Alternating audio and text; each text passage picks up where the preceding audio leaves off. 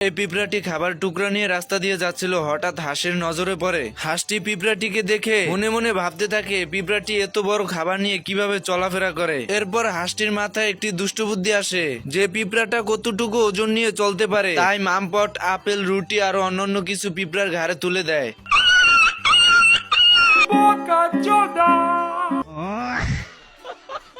এরপর হাঁসটি একটি লাঠি আর দড়ি নিয়ে আসে যাতে পিঁপড়াটার রাস্তা আরো কঠিন হয়, কিন্তু তার ভিতর দিয়েও পিঁপড়াটি যাচ্ছিল।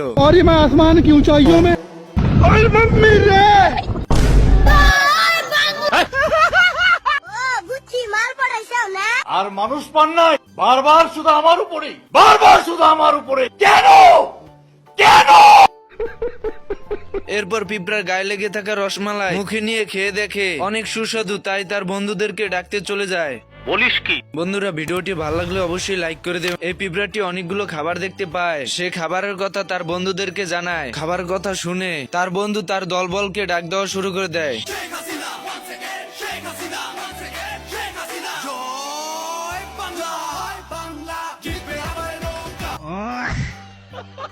এরপর পিঁপড়াগুলো তার দলবল নিয়ে হাঁসের কাছ থেকে খাবার চুরি করে নেওয়ার জন্য চলে আসে।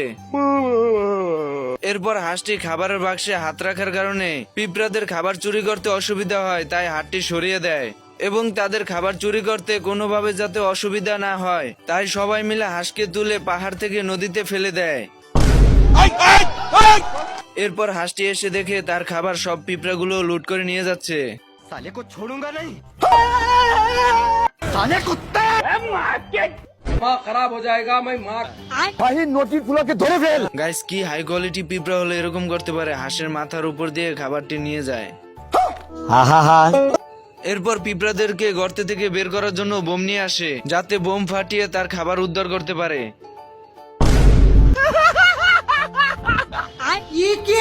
এরপর হাঁসটি নিজের ফান্দে নিজে আটকে যায় এবং পাহাড় ভেঙে নিচে পড়ে যায়।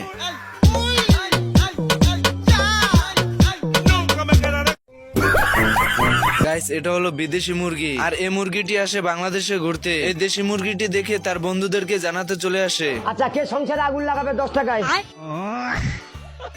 এরপর বিদেশি মুরগির কাছে দেশি মুরগিগুলো এসে জড়ো হয় এবং বিদেশি মুরগির কাছ থেকে স্টাইলিশ হওয়ার জন্য একটি বই চায়। সরাইয়া ব 10 দু ল আব্দুল শিল মাইরা দিমু गाड़ी स्टार्ट कर। ফ্রিতে মডেলিং হওয়ার কথা শুনে সব মুরগি বাসায় ডিম ফাঁকা রেখে সবাই চলে যায় মডেলিং হওয়ার জন্য। আর এদিকে মোরগ এসে দেখে বাসা এবং ডিম ফাঁকা রেখে সবাই উধাও হয়ে গেছে। তা দেখে মোরগ চিন্তিত হয়ে বিদেশি মুরগিদের কাছে চলে আসে। আপনাদের যেগুলো দাবি থাক আমার কাছে বলবেন, আমি শেখ হাসিনার নেত্রীর কাছে আমি জানাবো। আমার চ্যাটার মাল कैसे कैसे लोग रहते हैं यार यहाँ पर। বন্ধুরা, ভিডিওটি ভালো লাগলে অবশ্যই লাইক এবং শেয়ার করে দিবেন, কারণ আপনাদের ভালোবাসাই আমাকে ভিডিও বানাতে উৎসাহিত করে। अच्छा ठीक है, समझ गया।